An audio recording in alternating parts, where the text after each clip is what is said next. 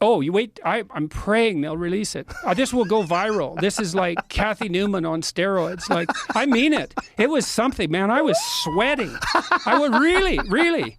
If they release it, I think it'll be a cultural moment, because it was the point, at least it was the point in my life, where the politically correct argument reached an apogee that cannot be exceeded. It was like, that is as absurd as it can possibly get in every possible way in 10 minutes. It was theater of the surreal.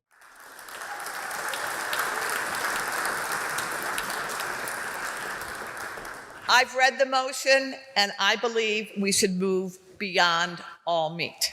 So, what we choose to eat has consequences far beyond the circumference of our plates. Specifically, your vote tonight expresses your allegiance to or rejection of a white supremacist patriarchal worldview. Do we vote to further inequality and sustain world-destroying violence? In the sexual politics of meat, I introduced the concept of animals as absent reference. In order to be eaten, animals must disappear as living beings, that is, be killed. They then disappear conceptually, as so many forms in which we eat animals' corpses are massaged by euphemistic language: hamburger, steak, pork, bacon, etc. Even the speaker just before me talked about turkeys. He's talking about dead, butchered turkeys, of whom part of their bodies will be eaten. Meat eaters order leg of lamb, not a baby lamb's leg. The animals cannot possess their own body parts. Tonight, think about how the language of our debate has or has not participated in the structure of the absent referent. Who disappears and why? 21st century animal eating requires our complicity in a new colonialism. We know how settler colonialism worked, an erase and replace system that forced indigenous people off the land, replacing them with cattle and white settlers. I recognize today as Indigenous Peoples' Day. One of the defining aspects of the colonial legacy is an ongoing white supremacist belief system and an ownership paradigm. When you own the land, you get the title to it. Entitlement and ownership are linked. All the justifications for the taking of land by white colonial authorities included the claim, well, the Indians can't prove they own the land. Hunting exists within this colonial ownership paradigm. It presumes that animals don't have title to their own lives. Once dispossessed of their lives, the hunted animal can become your property. On that point. In a minute. Approximately 90% of Native Americans were killed off by erase and replace settler colonialism. It's the new colonialism that boasts, I'll hunt for myself and be grateful like the Native Americans. As well, like the Native Americans, I thank the animal for their sacrifice. And I wonder, how do you know the animal would have picked you to feed off their corpse? The argument that hunting is ethical presumes that some primeval form of eating exists, unmediated by corrupting influences of society. There's no room in the new colonialism for an indigenous worldview to exist. Instead, it collapses more than 100 Native American nations into one amalgam and attributes a static indigenous worldview that erases those nations that were predominantly vegetarian and lived in urban areas. The new colonialists see nothing wrong with a pick-and-choose approach to indigenous thought that never engages with the survival issues indigenous peoples are facing today. 70% of the population would have to be eliminated for people to try to rely on hunting to survive. Who would live and who dies and who decides?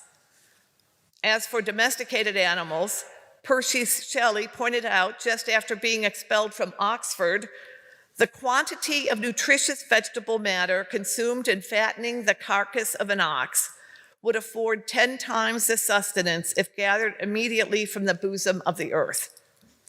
200 years after Shelley, as we've heard, 1/3 of the landmass of the world is committed to animal agriculture. Entire ecosystems are disappearing. 80% of deforested acres in the Amazon were cleared for animal-based cattle grazing, And yet tonight at dinner, I saw the lions eaters send meat back from their plates.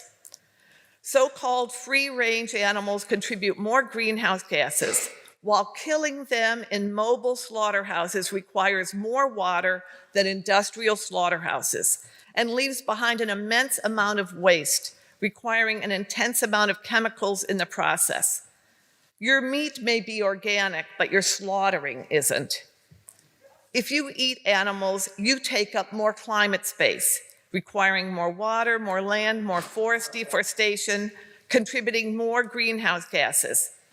This is felt disproportionately by countries in the global south. Their carbon footprint is smaller, but they experience more frequent and intense climate change-caused weather events. These events especially affect girls and young women. Your hamburger comes with a dose of misogyny. The Western world colonized their space without sending a single beef eater. Through colonial power, the diet of beef-loving English people became normative. The food heritage of pre-conquest peoples, like the land itself, was overrun. It was the colonizers, especially the British, who declared that the virility of meat-eating nations explained their success over the supposed feminine and weak rice-eating countries they defeated. Historically, the vast majority of the world lived without animal protein as a central part of their diet. The assumption that the best protein comes from corpses is a racist belief, as it erases and replaces indigenous African, Asian, Mesoamerican cultural food practices. Meat eating is also one of the ways gender-based structures of oppression are perpetuated. Men in the West are taunted to renew their man card by eating meat because that's what real men do. That's the sexual politics of meat, and it reveals how unsettled masculinity really is. Back home, my library card is good for 7 years, but a man card can expire between breakfast and lunch if someone eats a veggie burger. Masculinity, a construct of the gender binary facing constant destabilization, feels always under threat, and eating animals is its protection racket. Question? That's why after 9/11, nope.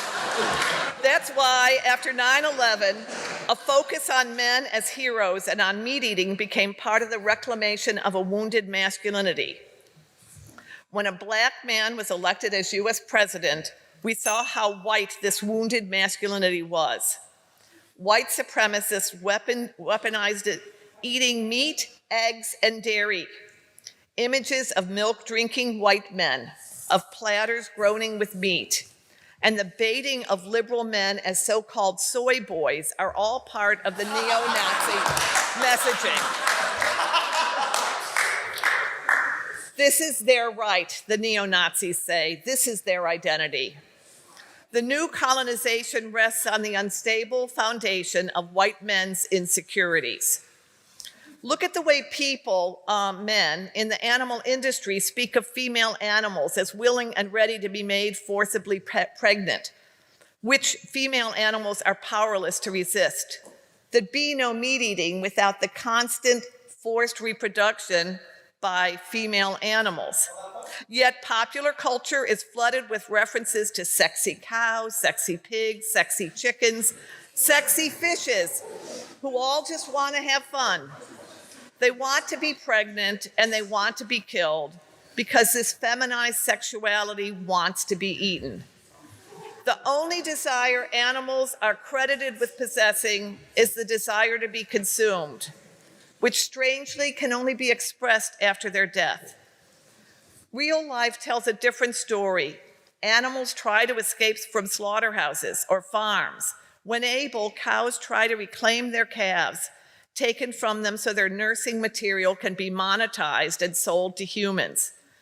They fight and resist the fate the colonial empire claims is their welcomed destiny. Some meat eaters are afraid of what they will feel if they look too closely at the degradations that constitute animals' experience. Mention disabling practices or the devastating separation of cows and their babies, and we hear meat eaters exclaim, "Don't tell me." Why are they afraid of the feelings such knowledge produces? They accept a patriarchal construct that views feelings as unruly and untrustworthy, causing chaos.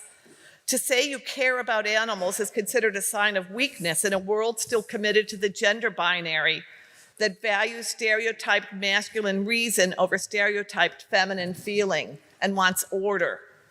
And yet the reasons we hear are so irrational. If I did not eat animals, they never would be born. Meat eaters, like anti-abortionists, have forgotten that one quality of non-existence is not having awareness about existence. Meat eaters say, why, if we put prisoners to work in slaughterhouses in England, they will be learning a skill. I did not know that killing was a skill generalizable to other jobs. The new colonialist boasts, I only eat meat from locally owned farms, and I know the farmers there love their animals. If killing what one loves is standard practice, I hope they don't start loving me. What about carrots? What about carrots, we're asked, though I've never seen a meat eater leap into the road to save a carrot from being run over by an automobile. When all else fails, meat eaters assert that animals are not our equals. One would think such an equality would require us to respond more, not less sympathetically. Meat eaters tell me it's so hard to change, and yet I watch them work even harder not to change. If you all agree that 95% of meat is from factory farmed animals and it's wrong, stop eating it. Go to your colleges and eat the vegan option, which every college at this campus offers.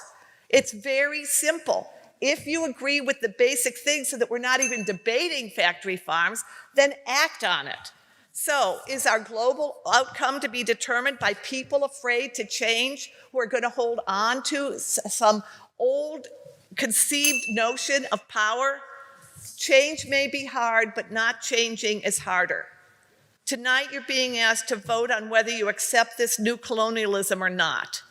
Our menu choices don't stay on the plate. And I heard all your laughter. I know some of these must be new ideas, or you think they're fringe or whatever. Our whiteness is part of the problem of meat eating. It really is. So your vote tonight is important, but even more important is the question of what or who will be on your plate in the morning. Sweet dreams.